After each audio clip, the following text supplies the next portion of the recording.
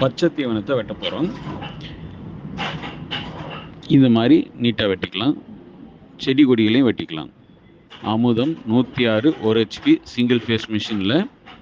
இப்போ கோழிகளுக்கு பச்சை தீவனத்தை வந்து நல்லா நறுக்கி பொடியாக நறுக்கி நம்ம கோழிகளுக்கு தீவனமாக போட முடியும். நாட்டுக்கோழிகளுக்கு வந்து இந்த மாதிரி மெதுவாக பிடிச்சி உள்ளே விட்டோம் அப்படின்னா இப்படி நல்லா வெட்டி பொடி பொடியாக வந்துடும்.